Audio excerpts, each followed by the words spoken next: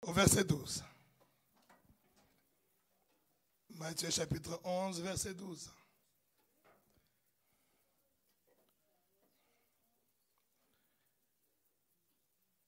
Depuis le temps de Jean-Baptiste jusqu'à présent, le royaume des cieux est forcé, et ce sont les violents qui s'en emparent. Ce sont les violents qui s'en emparent. Alléluia. Il y avait 50 € qui traînaient là. Tout le monde est resté spectateur.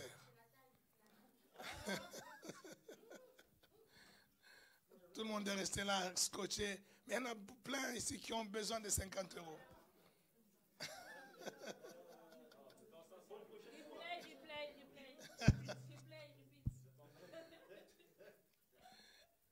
Eh bien, c'est ce que la Bible est en train de dire. Le royaume des cieux est forcé. Et ce sont les violents qui s'en emparent. Beaucoup de chrétiens pensent que comme j'en ai besoin, comme Dieu sait que j'en ai besoin, ça se fera automatiquement. Ça arrivera dans ma vie automatiquement. Tu as besoin de 50 € et j'ai présenté 50 €. Vous avez vu comment l'ancien Olivier a usé de violence pour l'avoir. J'ai résisté, mais il a résisté aussi jusqu'à ce qu'il l'a eu. Alléluia. C'est ça le royaume des cieux. Ce n'est pas de l'automatisme. Dieu nous a donné, Dieu nous a bénis, Dieu nous a guéris. Même la guérison t'a déjà été accordée. Tu ne vas pas supplier Dieu aujourd'hui pour qu'il te guérisse. Parce qu'il dit par ses meurtrissures, nous avons déjà été guéris. Mais pour aller accéder à ce que Dieu nous a donné, tu dois user de violence. Le royaume des cieux, depuis l'époque de Jean-Baptiste jusqu'à ce jour, le royaume des cieux est forcé. Et ce sont les violents qui s'en emparent. Quelqu'un dit Amen. Ce sont les combattants qui s'en emparent. Tu ne combats pas contre Dieu. Tu ne combats pas pour avoir ou pour que Dieu te donne. Tu combats pour rentrer en possession de ce que Dieu t'a déjà donné. Quelqu'un dit Amen bien. Paul est en train de dire à Timothée, dit Timothée, combat le bon combat de la foi tendante. 1 Timothée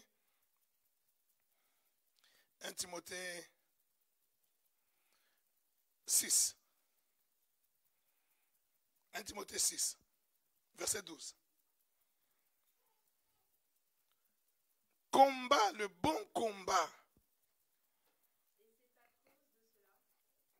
1 Timothée 6, 12. Combat le bon combat de la foi. Saisis la vie éternelle à laquelle tu as été appelé. Saisis la vie éternelle à laquelle tu as été appelé. Et pour laquelle tu as fait une belle confession. Et pour laquelle tu as fait une belle confession. En présence d'un grand nombre de témoins. Alléluia. Saisis la vie éternelle. La vie éternelle, ce n'est pas le salut. La vie éternelle, ce n'est pas le fait d'être sauvé, d'être au ciel. Saisis la vie éternelle. Saisis la qualité de la vie éternelle. Saisis la qualité de la vie Zoé. Saisis la qualité de ce que Dieu t'a donné. Ce qui vient de Dieu. C'est à toi de saisir. Il commence par lui dire, combat le bon combat. Donc c'est un combat pour saisir cette qualité de vie que Dieu nous a accordée à la croix. La croix, ce n'est pas quelque chose que le Seigneur est monté à la croix juste pour que nous soyons sauvés et que nous puissions aller au ciel. Mais la croix, c'est un ensemble, c'est un package. Un package d'une qualité de vie, une vie Zoé, ici sur la terre, et une abondance de vie dans l'éternité. Quelqu'un dit Amen bien. Et Paul est en train d'exhorter à son fils, qui est aussi Dieu, dit Timothée, combat le bon combat. Il lui dit déjà, parce que quand il dit combat le bon combat, ça veut dire qu'il y a aussi des combats qui ne sont pas bons. Beaucoup de chrétiens se perdent dans des combats qui ne sont pas leurs combats. Ils combattent contre la famille, ils combattent contre les amis, ils combattent contre l'église, ils combattent tout le monde. Tu critiques tout, tu boudes tout, tu vas finir par combattre même Dieu. Quelqu'un dit Amen.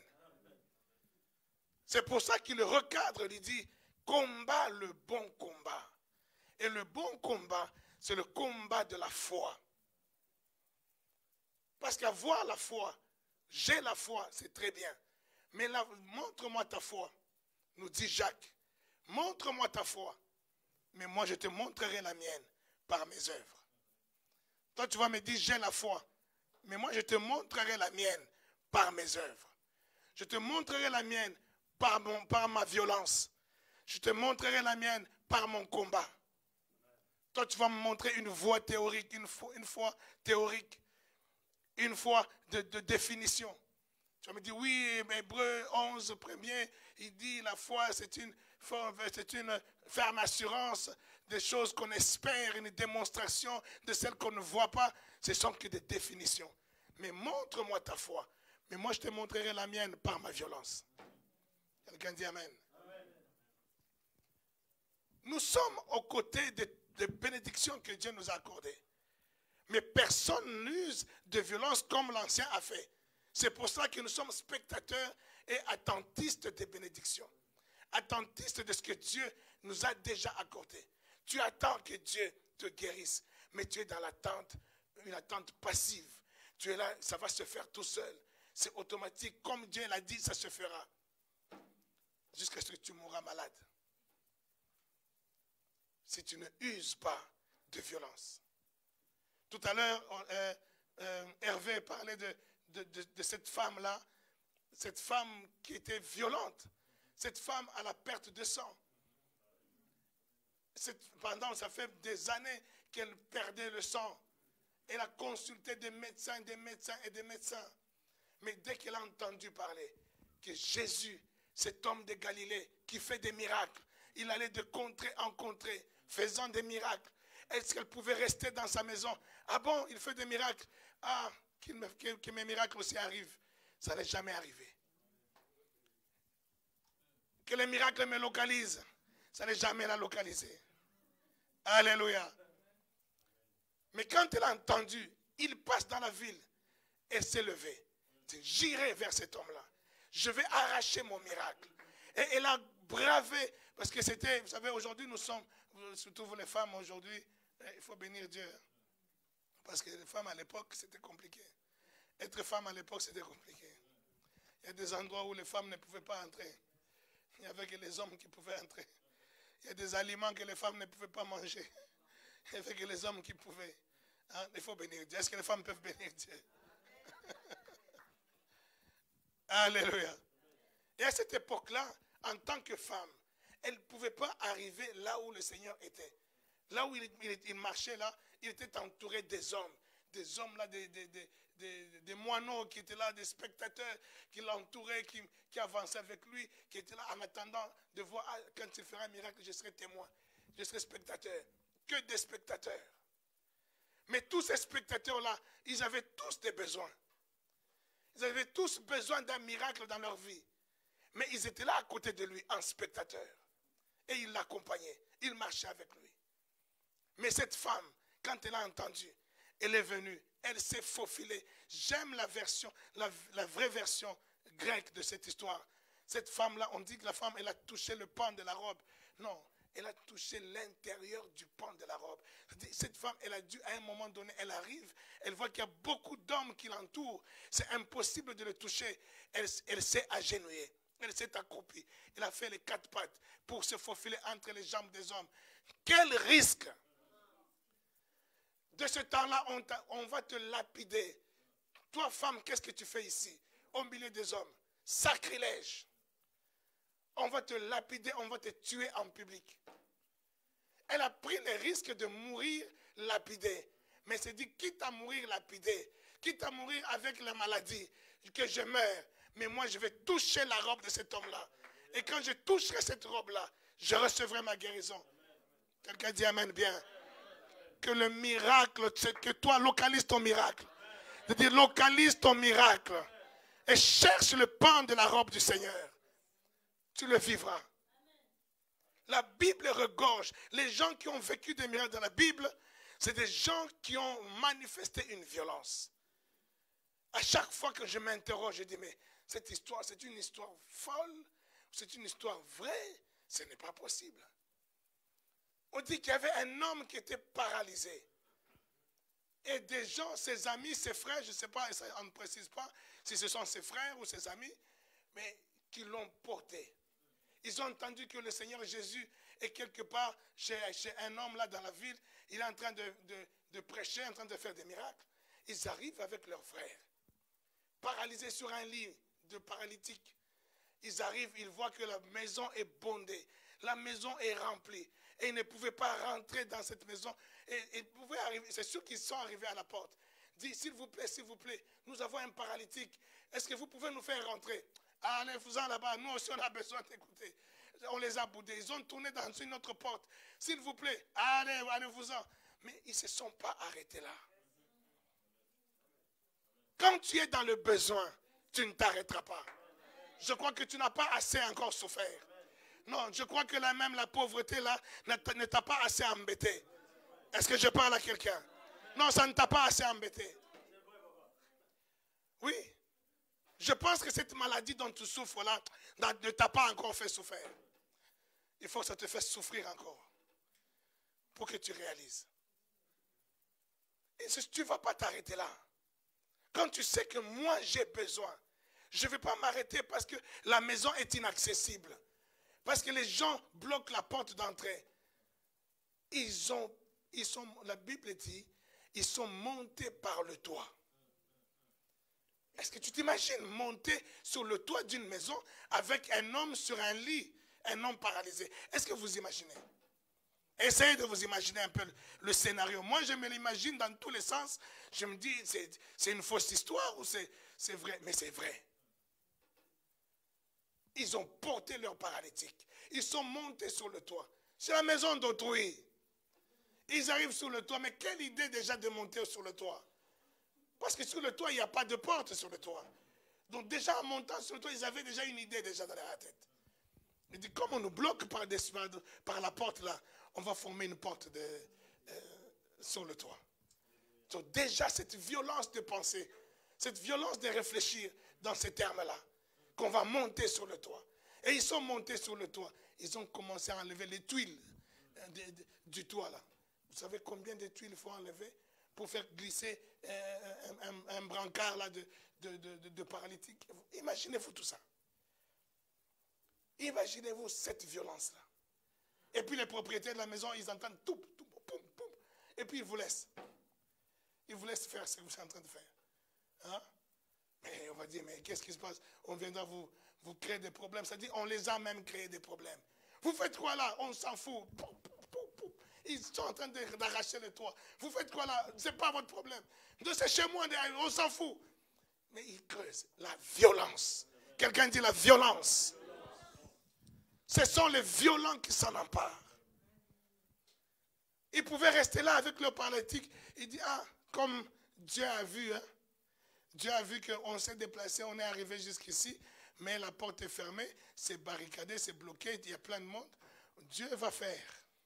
On rentre à la maison, Dieu va faire. C'est comme ça que beaucoup de chrétiens, après tu commences à te lamenter, tu commences à murmurer. Moi, depuis que je vais à l'église, moi, depuis que j'ai pris, mais j'ai pris, mais je ne vois rien. Ces histoires-là, moi, je n'y crois plus. Je n'y crois plus parce que moi, je ne vois rien. Moi, j'ai demandé au Père, j'ai demandé à Dieu, j'ai demandé le mariage, mais je ne vois plus. Tu as demandé le mariage? C'est bien. Mais tu restes dans ta maison, faire enfermer, que quelqu'un vienne frapper à la porte. C'est ici, il y a une fille là. Ok, parce que je cherche une fille à épouser. Hein? Oui, ma fille, osez la trop. Tu veux le mariage, tu te confies à Dieu, tu sais que Dieu est au contrôle de ma vie. Je confie ma situation à Dieu. Mais tu sors dans la rue, tu es bien habillé, tu es bien maquillé, et tu te pavanes avec assurance que là, ma beauté est en train de parler. Et ce n'est même plus une histoire de beauté, Mon onction est en train de parler. L'onction du Saint-Esprit sur moi est en train de parler. C'est en train de faire des flashs là. Oh.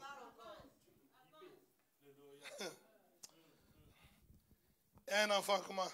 Une de mes nièces qui me prend, je dis, ah, moi c'est comme si je ne suis pas belle parce qu'il n'y a même pas les gens qui me draguent. Je dis, c'est pas possible. Il faut qu'ils viennent que je la délivre. Non, mais il faut que je la délivre, c'est pas possible. C'est une belle fille. Mais à son âge, ma fille, à son âge, j'ai dit, il n'y a personne qui la drague. Donc il y a un voile qui est là, qui a besoin d'être brisé. Ça c'est un. Et de deux, il y a une violence à faire. Il y a une violence spirituelle à faire.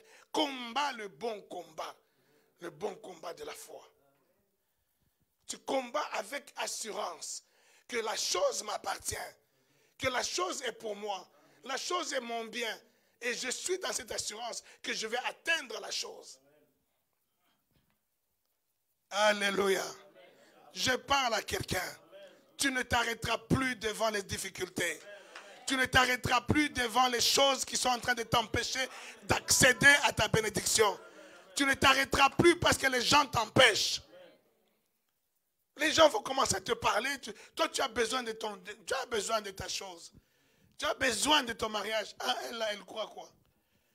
Tu as vu en ce moment? Et tout le temps, et des robes moulantes. C'est ton problème. Et là, quand tu entends ça, et tu commences, ah, ils vont me critiquer. Ils vont ceci, donc je laisse tomber. Les cheveux, tu ne fais plus les cheveux. Tu es là, tu attends. Dieu va faire encore. Dieu va faire encore. Comme dit ma fille Olga, tu attendras longtemps. Alléluia. Tu attendras longtemps. Tu connais la promesse de Dieu. La foi, la violence de la foi. C'est ça, la violence de la foi. C'est je crois que cela m'appartient. Alors je vais vers ce qui m'appartient. Je vais arracher ce qui est à moi. Je n'attends pas que ça arrive jusqu'à moi d'une manière automatique. Je frappe la porte à gauche, je frappe la porte à droite, je frappe, jusqu'à ce que je vais entrer en possession de ce qui m'appartient. Le Seigneur donne l'exemple d'une femme qui va importuner un juge. Il dit que ce juge-là était un juge inique, donc un juge méchant.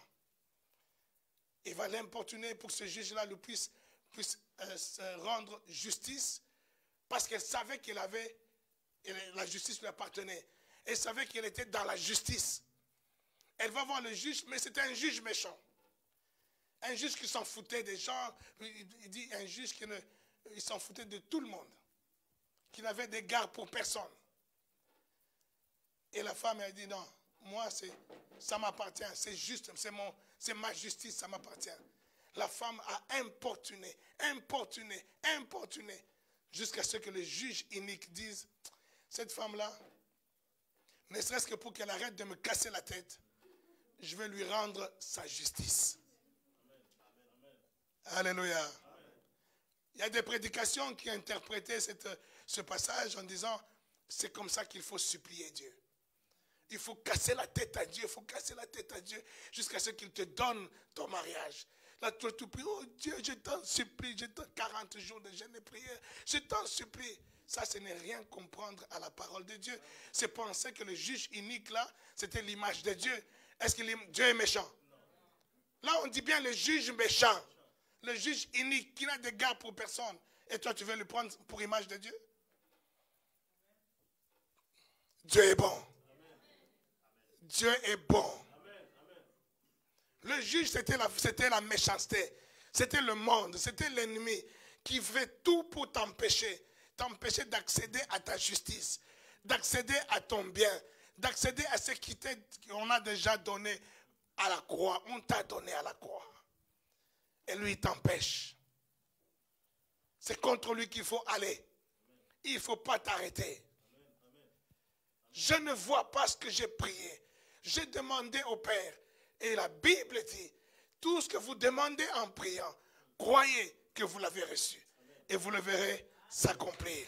Mais je ne le vois pas encore. c'est qu'il y a un juge unique quelque part qui est en train de bloquer ma situation. Je vais encore l'embêter, ce juge unique-là, jusqu'à ce qu'il va lâcher ce qui est à moi. Quelqu'un dit amen bien. J'ai prié une fois, j'ai prié 2 fois, mais j'attends que Dieu fasse. J'attends que Dieu fasse. Prie jusqu'à ce que. Et cette prière que tu fais, c'est une prière où tu n'es pas en train de casser la tête à Dieu. Non. Les chrétiens, il faut arrêter, il faut sortir de cette fausse religion. Où tu vois des gens casser. Je suis rentré par curiosité. Bon, j'ai ma soeur qui est aux États-Unis qui m'a envoyé des vidéos d'une église là, ici à Paris, là, où tout le monde entier les suit. Quand ils sont connectés, c'est 2000 personnes connectées en permanence. Je dis, bon, elle me casse aussi la tête avec ça. Bon, je vais un peu suivre cette histoire-là. Je me suis connecté pour un peu suivre ça. Mais vous savez, il y a des prières et des prières. Ah là là là. Déjà d'abord l'exhortation. Avant, on en exhorte un tout petit peu. Il exhorte un peu. Tu entends déjà l'exhortation, tu dis Seigneur. Après l'exhortation, maintenant prions. Répétition. On répète. Dieu, tu es Dieu. Alléluia. Tu es Seigneur. Alléluia. Alléluia. 15 minutes. Alléluia. Mon Dieu, tu es roi. Alléluia. Tu es roi. Bon. Maintenant, le diable, on va maintenant attaquer. Je t'attaque. 15 minutes. Papa, je suis en train d'attaquer. Allez. Après, maintenant, on va arracher. On arrache. Tout le monde, c'est des milliers de personnes connectées en train de faire cette histoire-là. Convaincus de cette histoire-là. Ce n'est pas parce qu'il y a des millions de gens qui courent derrière un petit ballon que ce ballon-là contient la vérité. Non, tu n'as pas compris. Tu n'as pas compris. On ne reconnaît pas la vérité au nombre de gens qui sont adhérés. La vérité reste la vérité. Alléluia. Et quand j'ai entendu ça, j'ai dit, Seigneur, aide-nous. Bien-aimé de Dieu, le combat spirituel, c'est d'abord un combat de la foi. Un combat de la foi. Tu veux combattre les sorciers de ta famille. Tu vas les combattre avec quoi? Si tu n'as pas la foi. Mais la foi en quoi? La foi vient de ce qu'on entend. Ce qu'on entend de la parole de Christ. Toi, Christ, là, on te parle de Christ, c'est vraiment pour dire seulement au nom de Jésus. Mais tout le reste là, on ne te parle que du diable. On ne te parle que des sorciers. On ne te parle que de la méchanceté. On ne te parle que... Mais c'est juste pour clôturer au nom de Jésus. Tu as entendu quoi? La foi vient de ce qu'on entend. Le contraire de la foi, l'incrédulité, vient aussi de ce qu'on entend. Quand tu entends des choses négatives, c'est en train de créer l'incrédulité en toi. Tu auras beau faire des jeûnes et prières. Tu auras beau taper les mains. Tu auras beau crier, chanter, taper des pieds. Crier fort. Le diable ne sera pas moins diable. Quelqu'un dit Amen. Est-ce que vous comprenez cela? La foi, ce n'est pas une histoire de ce que tu entends du diable. C'est la foi, c'est ce que tu entends de Christ. Christ, il a fait quoi pour toi? Il est mort à la croix pour toi. À la croix, il a tout accompli pour toi. À la croix, il t'a donné, il t'a accordé la porte de ton héritage, de ta bénédiction à la croix. Sois imprégné de cela. C'est ça qui doit être le moteur de ta foi. C'est ça qui doit alimenter ta foi. Et une fois que tu es alimenté, tu es sûr et certain que j'ai ma guérison. Mais alors que les symptômes sont en train de te compliquer la vie. Mais toi, tu restes dans la guérison que tu as reçue du Seigneur. C'est là que commence le combat. Le combat, il n'est pas contre c'est qui m'a ensorcelé, c'est qui a bloqué mon mariage, c'est qui a bloqué ma... Non, le combat commence par j'ai reçu la guérison.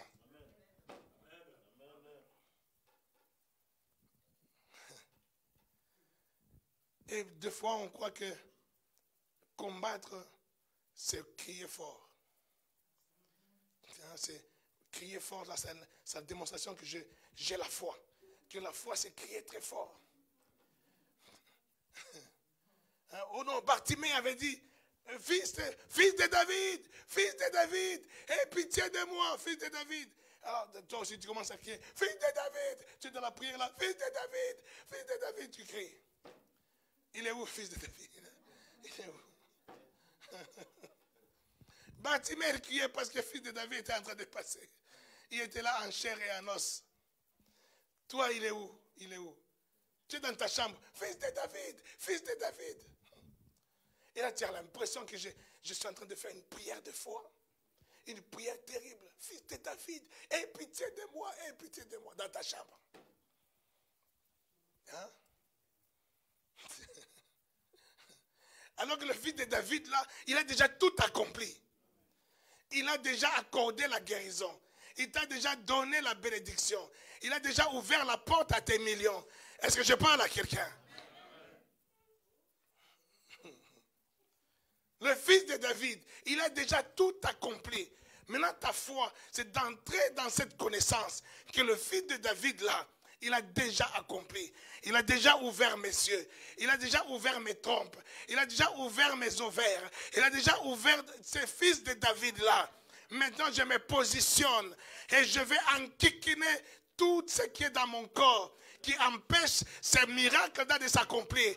Oh mon corps, je te commande au nom de Jésus, au nom de l'œuvre de la croix, ouvre-toi, libère ma bénédiction. Et tu vas l'enquiquiner tous les jours. Le matin, tu te lèves, tu parles à ton corps, tu parles à ta tête qui te fait mal, tu parles à tes jambes qui t'embêtent, tu parles à ton dos tous les matins. Tu vas l'enquiquiner. Et en parlant comme ça, non seulement tu es en train d'intimer un ordre divin, mais tu es en train aussi d'alimenter ta foi. Tu es en train de te positionner dans la foi. Alléluia. Mais si toi tu es là, les sorciers de ma famille, je vous écrase, je vous frappe, je vous coupe la gorge et tout ça. Donc tes yeux sont fixés sur quoi? Alléluia. La violence, c'est ce que les enfants d'Israël, ils étaient appelés à faire quand ils étaient dans les déserts. Dans les déserts, ils ont commencé à murmurer contre Dieu, à murmurer contre Moïse. Et Dieu dit à Moïse, fabrique un serpent à l'image du serpent brûlant du désert. Dans les déserts, il y avait des serpents brûlants. C'était des serpents. Dans les déserts, il fait chaud. Et le serpent, on considère qu'il fait chaud aussi. Qu'il est chaud aussi parce qu'on est dans un désert de sable chaud. Et le serpent, quand il sort, il te mord. Tu n'as plus que quelques minutes à vivre. Et il dit à Moïse, fabrique un serpent à l'image de ce serpent-là qui est dans les déserts et qui est en train de piquer les gens. Tous les gens étaient piqués par le serpent et ils commençaient à mourir en cascade. C'était un peu comme l'épidémie aujourd'hui, Corona. Corona, vous vous réveillez le matin. Aujourd'hui, il y avait 2000 morts. Aujourd'hui, c'est 2002 morts, 2003 morts. C'était comme ça. Donc les enfants d'Israël, là, ils étaient là donc tous les matins. C'était des mauvaises annonces. Aujourd'hui, il y a eu 50 morts.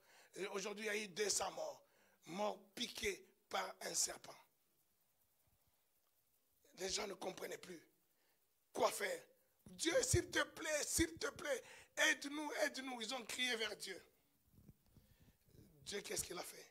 Il dit à Moïse, Moïse, tu vas fabriquer un serpent à l'image du serpent qui est en train de piquer les gens. Tu vas le fabriquer en airain. L'airain, c'est un métal, comme le bronze. Tu vas le fabriquer. Tu vas le mettre sur un bois, le coller sur un bois. Après, tu vas élever ce bois comme un piquet dans les déserts. Et dis à tout le peuple que quiconque a été piqué par un serpent, qu'il fixe ses yeux sur le serpent et il sera guéri. Est-ce que vous vous imaginez un peu? C'est un tour de passe-passe, ça. C'est un tour de magie, ça. Un tour de David Copperfield. Là, beaucoup se sont dit, mais là, il nous fait quoi, là? Là, il veut nous faire quoi? Nous, on a besoin d'un médicament qu'on nous pique des... Hein? Il faut une injection. Non, il faut comment? Non, c'est quoi qu'on nous a piqué tous ici, là? Il nous faut un vaccin. Nous, il nous faut Pfizer, il nous faut Moderna. Hein?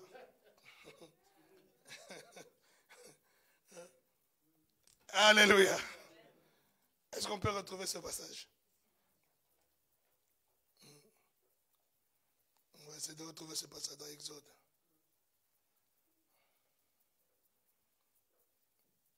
Je me suis rendu compte que des fois, quand on raconte les histoires bibliques, je crois que j'ai l'impression que tout le monde connaît. Mais il y a parmi nous des gens qui ne connaissent pas. Exode combien?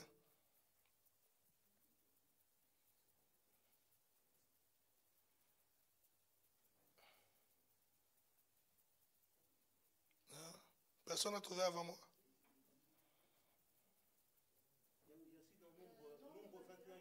Nombre 21, ok, c'est vrai. Vas-y. Si tu as trouvé, tu peux lire. 21:8. L'Éternel dit à Moïse, fais-toi un serpent brûlant et place-le sur une perche. Quiconque aura été mordu et le regardera conservera la vie. Non, prends à partir du verset 7. Le peuple vint à Moïse et dit, nous avons péché car nous avons parlé contre l'Éternel et contre toi. Prie l'Éternel afin qu'il éloigne de nous ces serpents. Moïse pria pour le peuple. L'Éternel dit à Moïse, fais-toi un serpent brûlant et place-le sur une perche. Quiconque aura été mordu et le regardera conservera la vie. Amen. Le peuple avait péché. C'était quoi le péché? Car nous avons parlé contre l'Éternel et contre toi. Ils ont murmuré contre l'Éternel. Ils ont murmuré contre Dieu. Ils ont murmuré contre l'Église, contre Moïse, contre le pasteur. Les murmures, ils vont te perdre. Est-ce que je parle à quelqu'un? Les murmures, c'est un danger qui risque de te perdre. Les murmures attirent les serpents brûlants. Parce qu'ils ont murmuré contre Dieu. C'est ça qui a provoqué les serpents brûlants du désert. Et ils ont commencé à périr comme des mouches. Et là, ils n'avaient plus d'autre recours. Ils ont crié maintenant à l'homme de Dieu. Et c'est là que l'homme de Dieu est en train de dire, Moïse pria pour le peuple. Et l'Éternel lui dit, fais-toi un serpent brûlant. Fais-toi un serpent brûlant. Venimeux ou brûlant, c'est pareil. Et place-le sur une perche. Place-le sur un bois. Quiconque aura été mordu. Quiconque aura été mordu. Et le regardera. Et regardera sera sauvé. Alléluia. Et quand il a fait ça, il a fabriqué, il a mis. Maintenant, regarde le regarder. Le mot regarder. Que tu le regarderas. C'est un nombre. Oui. Le mot quiconque regardera. C'est un mot, encore une fois, hébreu. Une bonne traduction ne veut pas dire simplement jeter un coup d'œil. Le mot, si on veut bien le traduire, le mot veut dire regarder fixement. Regarder attentivement. ou même à la limite analyser. Donc ils devaient regarder le serpent d'airain, le bois là, ils devaient fixer leur regard ou fixer leur esprit sur le serpent d'airain. Et c'est ça qui amenait la guérison. Ce n'était pas jeter un coup d'œil. Jeter un coup d'œil parce que tout le monde jetait un coup d'œil. Tout le monde là dans le camp, mais tu t'imagines, j'élève un mât ici avec un serpent, qui ne le verra pas? Qui ne le verra pas? Tout le monde le verra. Mais là, il ne s'agissait pas de le voir. Il ne s'agissait pas de jeter un coup d'œil. Il s'agissait de fixer ses yeux, fixer son esprit sur ce serpent d'airain. C'est ça qui amenait la guérison. Et le serpent d'airain, aujourd'hui vous avez déjà tous entendu cela. Le serpent d'airain, c'était l'image de Jésus qui est monté à la croix. Il est monté, c'est ce que Hébreu nous dit, il est monté à la croix comme le serpent d'airain de Moïse. Afin que quiconque fixe ses yeux sur lui reçoive la guérison. Ce n'est pas quiconque jette un coup d'œil sur lui. Ce n'est pas quiconque entend simplement parler de Jésus. Il ne s'agit pas d'entendre parler de Jésus. Il ne s'agit pas d'aller voir en Israël, c'est où il était mort, c'est où Golgotha. Il ne s'agit pas de jeter un coup d'œil dans les évangiles, lire les évangiles, tout simplement. Il s'agit de fixer la croix, étudier la croix, analyser la croix. Tu es fixe, tu dis, mais cette croix-là, c'est vrai, c'est quoi? C'est quelque chose qui est en train de me guérir. Et tu restes attentif. Tu ne regardes pas seulement d'une manière furtive. Tu regardes ce que la croix t'a apporté. Est-ce que quelqu'un me comprend? Et c'est ça qui a porté la guérison. Pas autre chose. Beaucoup de chrétiens, ce sont des chrétiens qui jettent simplement des coups d'œil. Tu jettes un coup d'œil simplement à l'œuvre de la croix. Tu entends vite fait une prédication. Et la prédication, elle passe. Tu rentres à la maison, c'était bien aujourd'hui. Ah, il y avait le feu aujourd'hui, il y avait le feu. Ah, tu as vu là, le pasteur là, il a prié, tout le monde était par terre. Oh, yeah, c'était très bien. Mais il a prêché quoi? Non, c'était très bien, très bien. Il a prêché quoi? Non, c'était très fort, c'était très fort. Tu ne te souviens même pas de ce qui a été prêché. Toi, tu te souviens seulement des manifestations qu'il y a eu. Tu n'as pas fixé la croix. Tu n'as pas fixé la croix. Fixe la croix. Sois attentif à la croix. Regarde qu'est-ce que la croix est en train de me dire. Et là, tu es dans ta situation. Quand tu fixes la croix, Lorraine est en train de regarder la croix. La croix est en train de lui dire, ma fille, je t'ai donné. Je t'ai donné un grand mariage.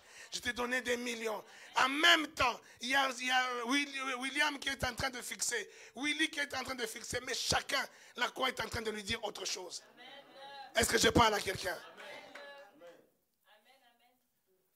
La croix est en train de te parler. Toi là, je t'ai donné un avenir. Je t'ai donné des enfants. Chacun, ça lui parle à sa manière. Qu'est-ce que la croix te parle? Qu'est-ce que la croix te parle? Si la croix ne te dit rien, c'est que tu as jeté un coup d'œil. Est-ce que quelqu'un me comprend? Tu as jeté un coup d'œil. Tu connais la croix, elle est là. Tu sais, oui, il y a la croix, il y a une croix de Jésus, tout ça. Mais elle t'a dit quoi? Elle t'a rien dit. Tu n'as pas fixé tes yeux à la croix. Tu n'as pas attendu que la croix là te parle par rapport à ta situation. Si réellement elle t'a parlé, tu ne seras plus dans la détresse. Tu ne seras plus dans l'inquiétude. Tu ne seras plus dans le tourment. Tu seras dans la paix. La paix, c'est ça la démonstration de la foi. Les œuvres de ta foi à cet instant-là, c'est la paix que tu as vis-à-vis de la situation qui t'embête. Parce que tu as fixé tes yeux à la croix, une paix t'envahit. Tu ne viendras plus casser la tête au Père. Quelqu'un dit Amen. Tu n'iras plus casser la tête à Dieu. Dieu supplie, je t'en supplie, moi je ne comprends pas. Non, ça ce sont des murmures. Mais tu auras la paix de dire, la croix m'a dit, la croix m'a parlé que moi je suis un millionnaire. La croix m'a parlé que je suis millionnaire malgré qu'aujourd'hui j'ai moins, je ne sais pas combien sur mon compte. Mais la croix m'a parlé. Est-ce que la croix vient de parler à quelqu'un? Est-ce que la croix vient de te parler?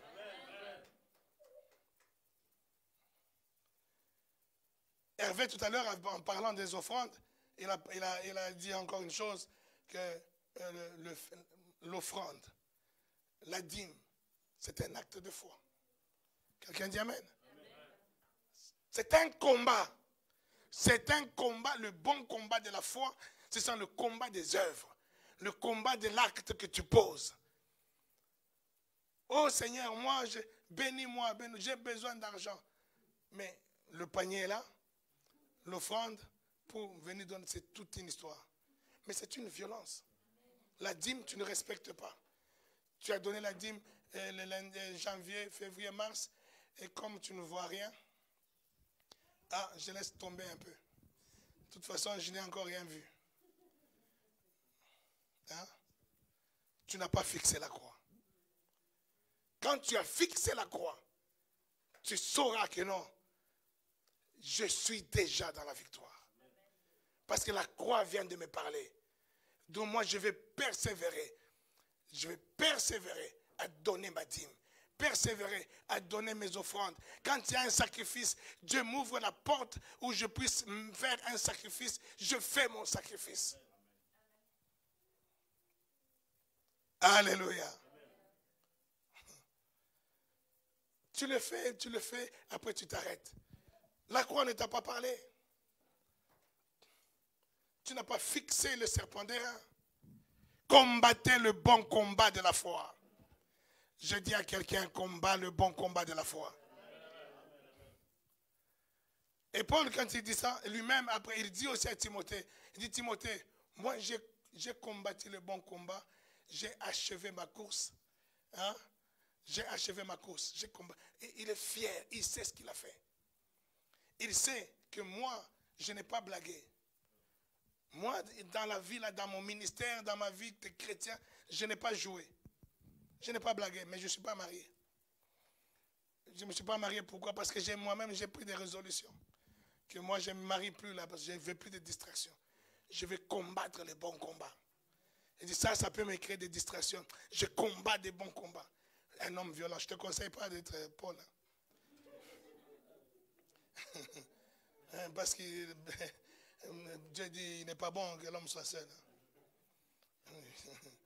Si Dieu dit, il n'est pas bon, c'est qu'il n'est pas bon. Il ne faut pas chercher des mystères. Et Paul, là, lui, il est spécial, lui. Lui, il s'est discipliné, il s'est dit, non, moi, même si Dieu dit qu'il n'est pas bon que je sois seul, mais moi, je me fais violence. Moi, je suis un combattant. Moi, je vais rester seul. Moi, je ne veux pas de distraction. Oh non, chérie, aujourd'hui, tu ne m'as pas dit je t'aime. Pourquoi? Tu ne m'aimes plus. Je ne veux pas ces histoires-là. Moi, je suis...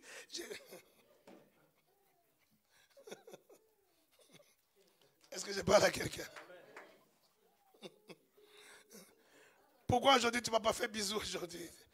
Dis, chérie, j'ai trop de problèmes. Laisse-moi un peu, laisse-moi un peu. Non, il faut que tu me dises. Là, il y a quelque chose qui ne va pas. Tu étais où? Tu étais où?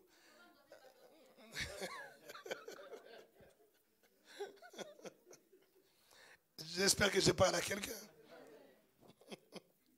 Si c'est à toi que je parle, arrête de casser la tête au juge unique. Là, tu es en train de casser la tête à un juge unique. Tu ne m'as pas fait bisous. Pourquoi tu ne m'as pas dit aujourd'hui que je suis belle? Tu n'as pas apprécié ma robe. Regarde, les gens dans la rue, ils m'ont vu. Ils ont dit, tu es bien habillé, mais toi, tu ne m'as rien dit, toi. Et là, ça devient un problème d'État. Et ça va t'enquiquiner toute la journée. Non, ton mari n'est pas un juge unique. Est-ce que je peux parler à quelqu'un? Est-ce que je peux parler à quelqu'un? Ton mari n'est pas un juge unique. Il ne faut pas l'embêter, il ne faut pas casser la tête. Si tu ne dis pas je t'aime, tu dis chérie, tu ne m'as pas dit je t'aime. Mais toi, tu dis à ton mari je t'aime. Ça, tu lui dis je t'aime, comme ça, demain, lui aussi va dire, il m'a abreuvé de je t'aime. Moi aussi, je rétorque aussi de je t'aime. Mais ne viens pas casser la tête comme un juge unique. Alléluia. Hein?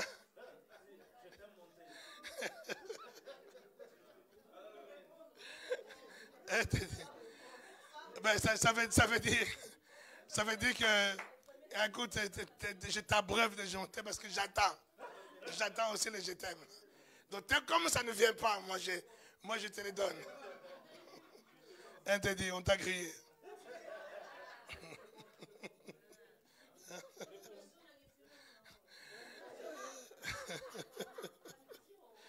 Alléluia. Bien-aimé de Dieu, on est en train de parler d'être celui qui fixe la croix. Quand tu fixes la croix, tu seras dans la paix. Tu seras dans l'assurance. L'assurance que la croix t'a parlé. La croix t'a affecté quelque chose. Et c'est une question de temps. Et tu restes dans la position de celui qui a déjà reçu. Et qui marche comme celui qui a déjà reçu. Alléluia. Ce n'est pas s'agiter, ce n'est pas s'agiter. Deux fois le silence, c'est le bon signe du bon combat de la foi. Le silence. Vous avez déjà remarqué, mais remarquez tout simplement, vous n'avez peut-être pas remarqué encore, mais si vous avez remarqué comme moi, je crois que Urgain a déjà remarqué. Si tu es avec Edith là et puis vous voyez un chien, vous rencontrez un chien. Et on voit comment elle ne peut pas enlever ses yeux du chien.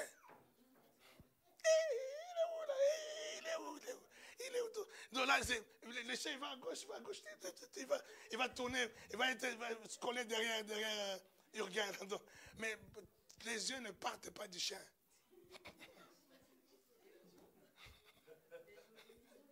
Hein, tu as changé? Pas trop.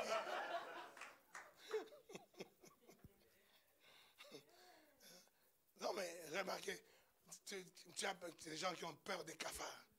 Dès qu'il y a un cafard, il y a une araignée dans la maison. Tu fouilles, mais tes yeux sont toujours sur l'araignée. Tes yeux sont toujours fixés sur l'araignée, mais tu es en train de fouiller. Il ne faut pas qu'il y ait une souris, des rats. Oh là, là. Là, on monte sur les tables et tout ça. Mais les yeux fixés sur les rats. Je regarde les rats. Et tu penses que parce que tu cries fort, donc, le rat va fuir parce que tu cries fort. Et puis, mais tes yeux sont fixés sur le rat. Je vais te montrer la technique. Moi, parce qu'avant, j'avais peur des chiens. Mais la technique, la maîtrise du chien. Donc, les chiens arrivent là, je dis, celui-là, là, je ne vais même pas les regarder. Donc, les chiens, ils viennent là. On va se croiser avec. Tu vois, il y a des gens qui sont tellement sûrs de leur chien. Et donc, là, il promène son chien, il n'est même pas sous la laisse là, et il est devant avec sa clope. Et toi, tu as un gros chien comme ça là, et toi, tu viens en face de lui là. Il ne peut même pas aller dans l'autre trottoir, c'est pas possible. Il faut qu'il vienne seulement. Hein? Et là, tu dis, bon, ben quand même, je suis prophète. Hein? Faut pas faire des blagues quand même. Hein? Et là, le chat, il arrive, toi, je fixe les yeux là. Je ne regarde pas les chiens. Je passe là. Et il passe aussi à côté. Les poils sont hérissés un tout petit peu, mais tes yeux sont fixés ailleurs. Pas sur les chiens. Ne fixe pas tes yeux sur ta maladie. Ne fixe pas tes yeux sur ta situation. Ne fixe pas tes yeux sur les choses que tu veux voir disparaître dans ta vie. Fixe tes yeux à la croix. Fixe tes yeux à la solution. Fixe tes yeux sur Jésus. Tu es en face d'une situation catastrophique. Détache tes yeux de la situation, mais vois la solution. Est-ce que je parle à quelqu'un? C'est ce qui s'est passé avec Abraham. Abraham était stérile, sa femme stérile, presque 100 ans. Romains chapitre 4. Bien aimé, je suis en train de parler des violents.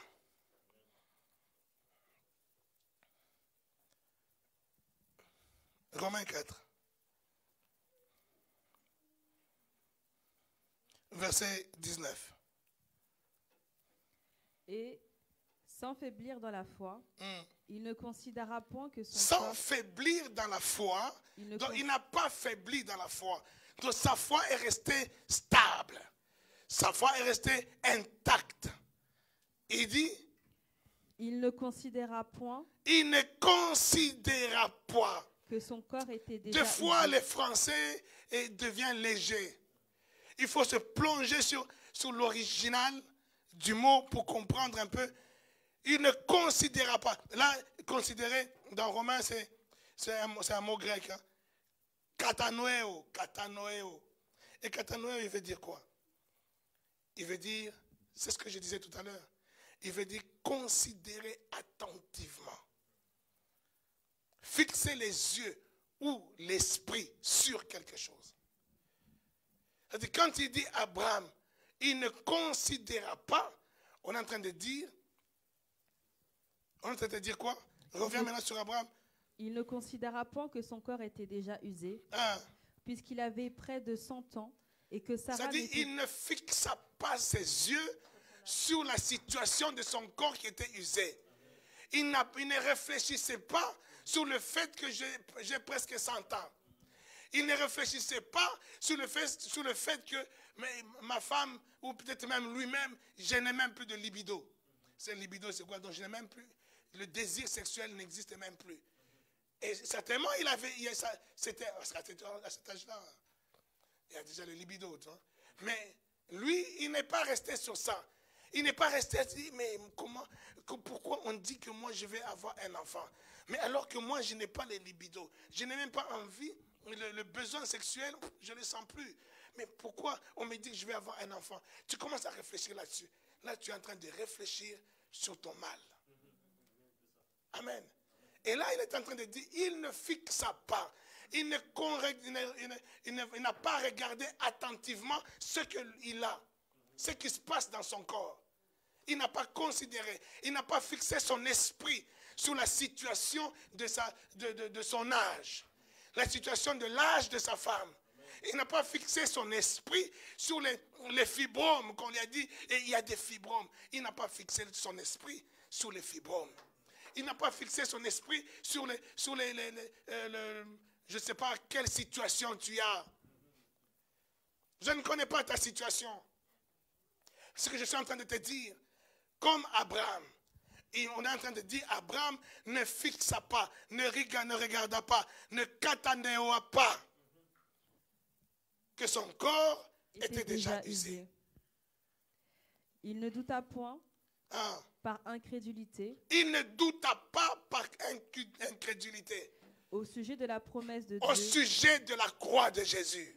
Mais il fut fortifié par Au la foi. sujet de ta guérison. Au sujet de ta bénédiction. Au sujet de ton salut. Au sujet de ta délivrance. Au sujet de tes millions. Tu ne doutas pas par incrédulité. L'incrédulité vient de ce qu'on entend aussi et de ce qu'on voit aussi. Donc quand toi tu fixes les yeux sur la situation, cette situation va établir l'incrédulité. Mais toi tu te détournes de la situation. Tu ne regardes pas la situation. Tu ne restes pas concentré sur ta situation négative, mais tu restes concentré sur la promesse de Dieu. Quelqu'un dit amen bien. Et Abraham était au temps de la promesse. Toi, tu n'es pas au temps de la promesse. Toi, tu es au temps de l'accomplissement de la promesse.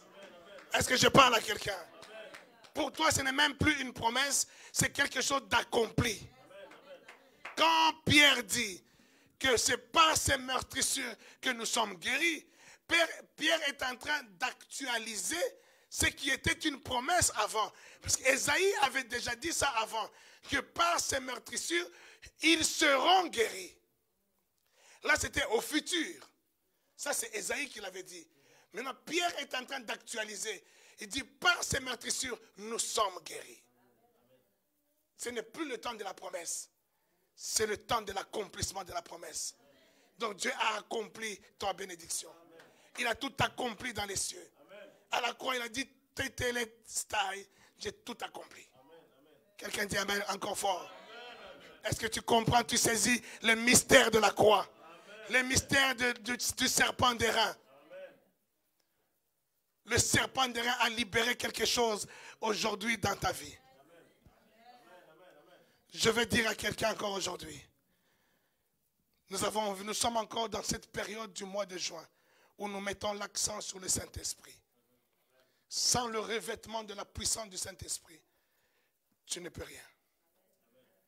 Le Seigneur Jésus lui-même, il a attendu qu'il soit revêtu du Saint-Esprit pour qu'il démarre le ministère. Alléluia.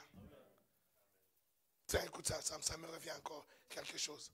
Vous voyez le Seigneur Jésus, revêtu du Saint-Esprit, rempli du Saint-Esprit, il va au temple. Et on le désigne que, aujourd'hui, est-ce que tu peux nous lire le rouleau? Parce qu'en ce temps-là, au temple, il lisait le rouleau. Il lisait la Bible. Comme nous sommes en train de le faire tous les matins, entre 6h et 8h du matin. Une lecture simple, sans prédication. Juste simple lecture. C'est comme ça que ça se passait à cette époque. Et le Seigneur Jésus était au temple. On dit, est-ce qu'aujourd'hui tu peux nous faire l'honneur, toi, de lire? On lui a tendu le rouleau. La Bible dit, il a déroulé le rouleau. Et il est tombé sur Ésaïe. Et il pouvait maintenant lire. Il dit, l'Éternel m'a oint. Il m'a oint pour délivrer les captifs, rendre libres les opprimés, guérir les malades. Il m'a oint. Et puis quand il ferme le rouleau, il dit, cette parole s'est accomplie aujourd'hui. Et il s'assoit. Est-ce qu'il a menti? Il n'était pas oint? Il les a informés. Il dit, je vous informe. Tel que vous me voyez là, je suis oint pour délivrer les captifs.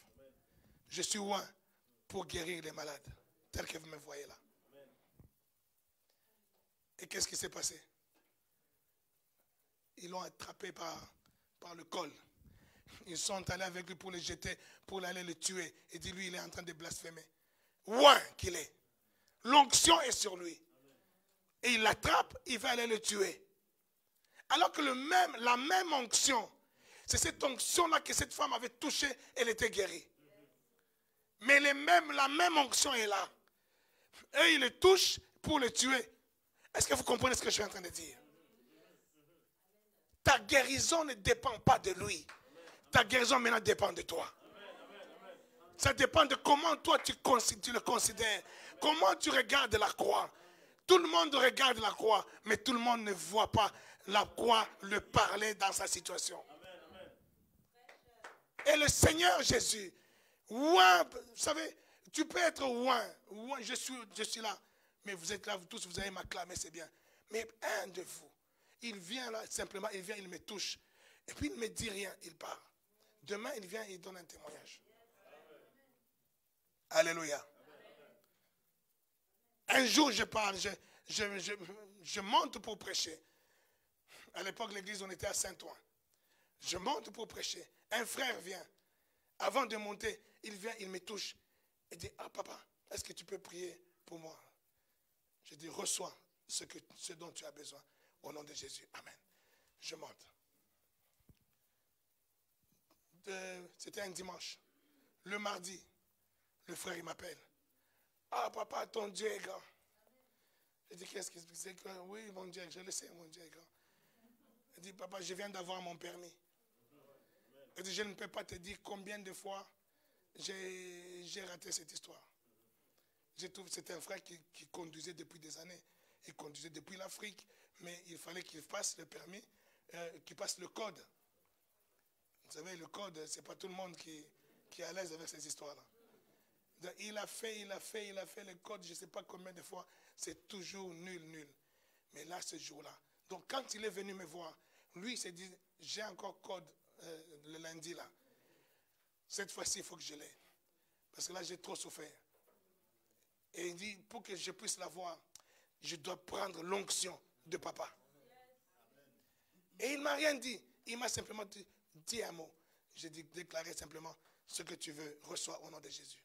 Il est parti. Il m'a dit, papa, j'ai fait 0 faute. Alléluia. L'onction est là. Mais ça ne dépend pas de celui qui porte l'onction. Ta guérison dépend de toi. Le serpent d'airain est levé. Mais la guérison ne dépend plus du serpent d'airain. Dépend de celui qui regarde le serpent d'airain. Est-ce que quelqu'un me saisit? La guérison d'Abraham était déjà accordée. La guérison de sa femme était déjà accordée. Maintenant, si eux, ils ne font pas de violence, ils ne font pas violence pour arracher, pour prendre cette guérison. Et c'est quoi cette violence? La violence, c'était de ne pas considérer ce qu'il avait.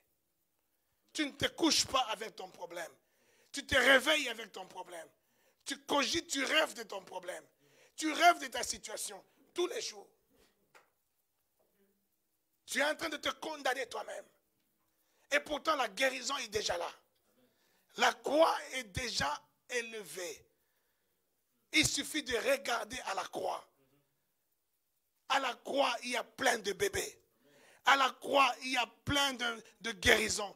À la croix, il y a des millions. Il a été dépouillé pour que tu sois riche. Quelqu'un dit amen. Il a été meurtri pour que tu sois guéri. Il est mort les bras ouverts pour que tu puisses entrer dans ses bras, qu'il t'embrasse, qu'il te démontre son amour.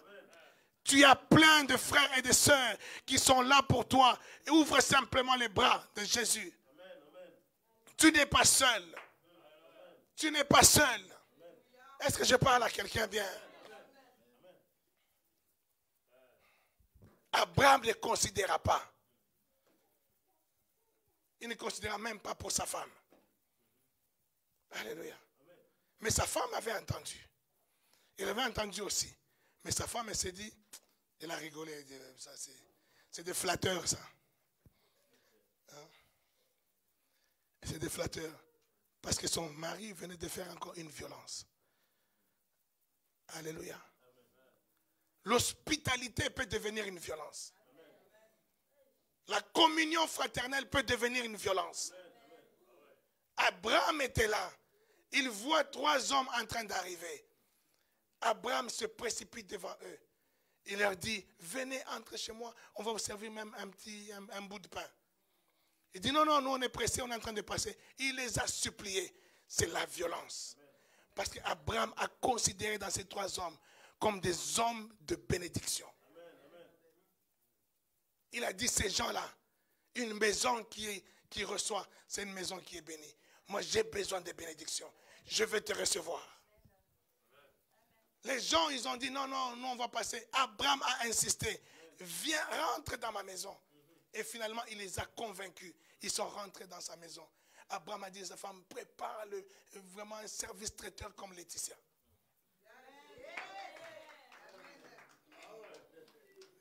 Alléluia. Ma fille, ce que tu fais, c'est une violence. Viens. Viens prendre ta bénédiction.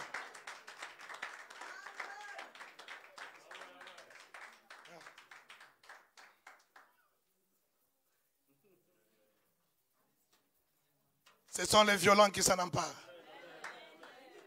Ce sont les violents qui s'en emparent. Vous savez, elle a d'elle-même, de son propre chef, elle m'appelle, elle dit, papa, est-ce que je pourrais tous les dimanches commencer à préparer à manger pour toi et pour tes enfants et tout ça? Et d'elle-même. Est-ce que je te l'ai demandé moi? Ça, ce sont les Abraham. Abraham qui voit 3 hommes venir. Abraham va à la rencontre de ces 3 hommes. Il se prosterne en terre, par terre, et il leur dit, venez entrer chez moi, je vais vous préparer à manger. Il dit, non, on est pressé, on est en train de passer. Il dit, non, s'il vous plaît, ne passez pas comme ça, sans avoir même mangé un bout de pain dans ma maison. Et ils disent, oui, ok, d'accord, on y va. Et dès qu'il arrive, il dit à sa femme, Sarah, prépare tout un repas. Sarah préparait tout un repas. Les gens, ils ont mangé, ils ont bu, ils se sont reposés, on a essuyé leurs pieds. Et avant de partir, c'est là qu'ils leur disent, cette année et de l'année prochaine, à la même période, vous aurez un fils. Est-ce que vous comprenez cela? Est-ce que vous comprenez le mystère? L'autre, même le Lot, là, des fois on dit l'autre, comme si c'était n'importe quoi, l'autre, il a fait pareil. Il a vu des hommes passer, il a insisté, venez chez moi, vous allez manger. Ils ont mangé. Quand il y a eu le désastre, l'autre a été sauvé. Sa femme qui était dans l'incrédulité, qui a regardé derrière, il a été transformé en morceau de sel. Le mystère que tu as fait, c'est un mystère. Alléluia. C'est bizarre, le manger, c'est quelque chose de très fort. Parce que le Seigneur, quand il avait faim, il dit, bon, mais j'ai faim, je vais manger une figue. Il a regardé le figuier, il n'y avait pas de figue. Il a maudit le figuier. Parce qu'il n'a pas mangé. Et parce que j'ai mangé, et que je mange, ce qui vient de ton cœur, ce qui vient du fond de ton cœur, que cette violence t'ouvre les portes, toutes les portes de ta vie.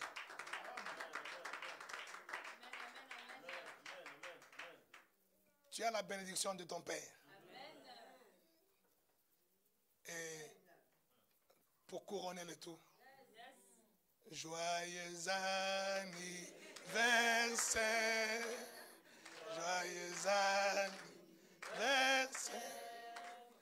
joyeux anniversaire, Laetitia, joyeux anniversaire.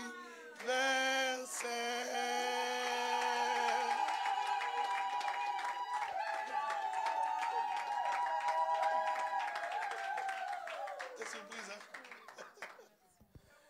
Père de grâce, que la bénédiction des pères descende sur cet enfant. Que toutes les voies que tu avais déjà préparées pour elle s'ouvrent dans sa vie. Quand elle avance, que toutes les portes s'ouvrent.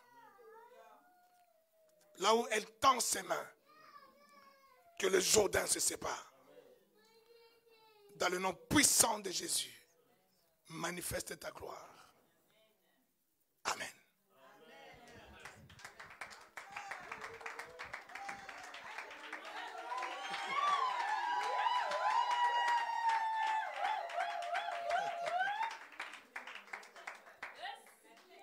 Ce sont les violents qui s'en emparent. Alléluia. C'est une violence. Elle me dit, elle a constitué une équipe. Elle dit, papa, est-ce qu'on peut constituer une équipe? Tous les 2 semaines, on vient chez toi, on vient faire le ménage. Ce sont des gens comme ça que le père a besoin. Oui ou non? Oui ou non? Je vais faire ce ménage-là. Je le fais. Moi, je paye. Je paye, mais il y a une bonne femme là, elle s'appelle Oui Service. Je paye 25 €. Elle vient faire le ménage. Elle envoie des gens qui vont faire le ménage. Je paye. Je n'ai pas besoin que quelqu'un le fasse. Mais quand quelqu'un se propose comme ça, c'est un violent. Il ne propose pas parce que moi je suis ton oncle. Tu proposes parce que tu sais que c'est un serviteur de Dieu. C'est un homme roi. Et je vais arracher ma bénédiction. Alléluia. Que l'équipe là de ménage vienne. Je vais prier pour vous.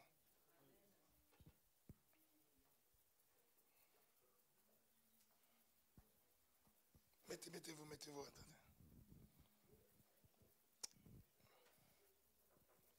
Alléluia. Tu vois avec l'équipe.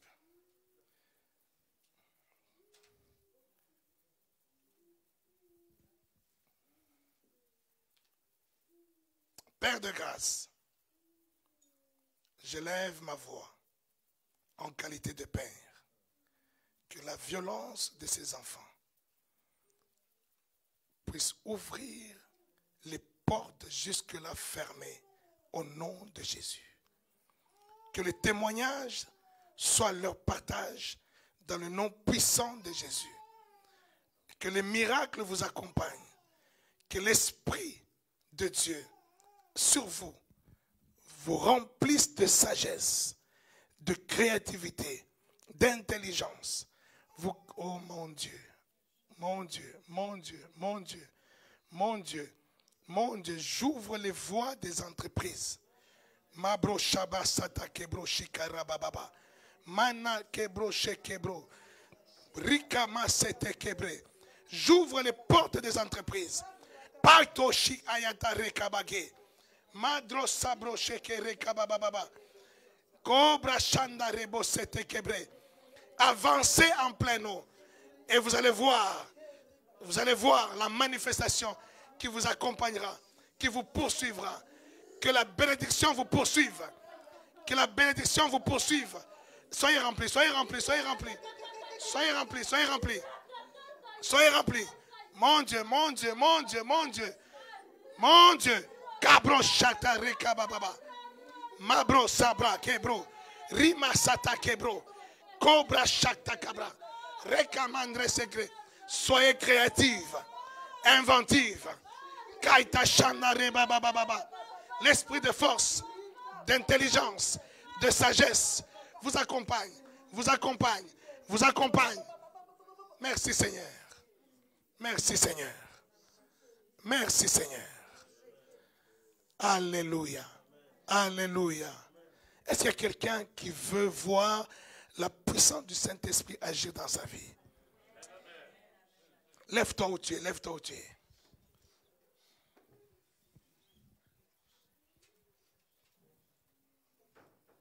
Mabro Shanda Rabababa.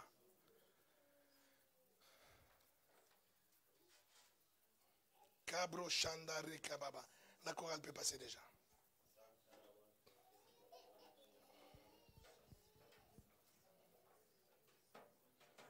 Que ton cœur, que ta soif déclenche. Je dis que ta soif déclenche.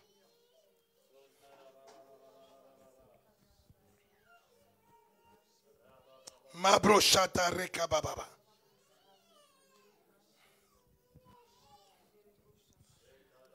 S'il y a quelqu'un qui n'a pas encore parlé en langue et que tu aspires de parler en langue, lève-toi là où tu es. Le Saint-Esprit est là.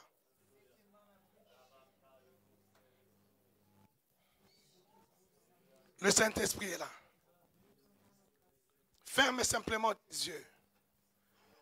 Ne regarde pas ni les voisins, ni la voisine. Ne regarde même pas. Oublie que je suis là. Oublie. Ce n'est pas moi qui donne le parler en langue. Le Saint-Esprit qui donne le parler en langue. Oublie même ma présence. Que les yeux de ton cœur voient la présence du Saint-Esprit. Que les yeux de ton cœur voient la présence du Saint-Esprit. Ne regarde pas un homme, mais regarde le Saint-Esprit qui est au milieu de nous. Regarde comment il est maintenant en train de te toucher. Et toi, touche-le. Touche-le. Touche-le. Madre et la robo chatage. Mandre bro soto robo. Touche-le, touche-le, touche-le.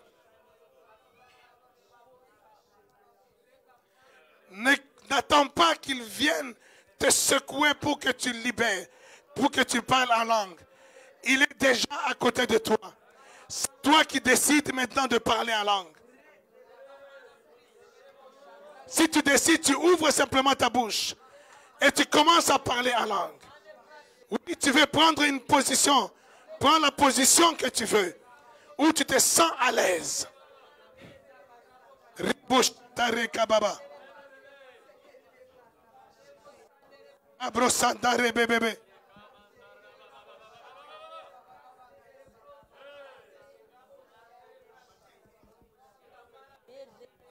Kabrosandare kababa.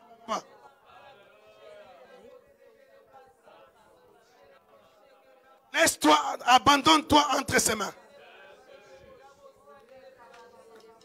Que tes yeux soient fixés sur le Saint-Esprit. Que tes yeux soient fixés sur le Saint-Esprit.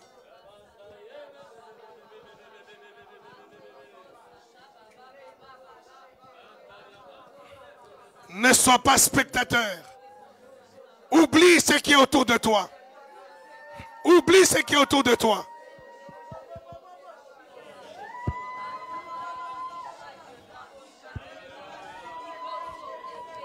Oublie ce qui se passe autour de toi.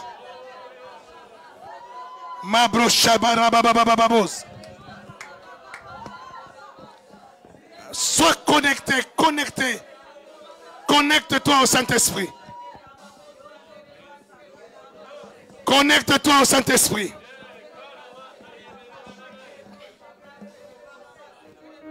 Oublie même ma voix. Ce n'est pas moi, ce n'est pas moi. C'est le Saint-Esprit. C'est le Saint-Esprit qui est là.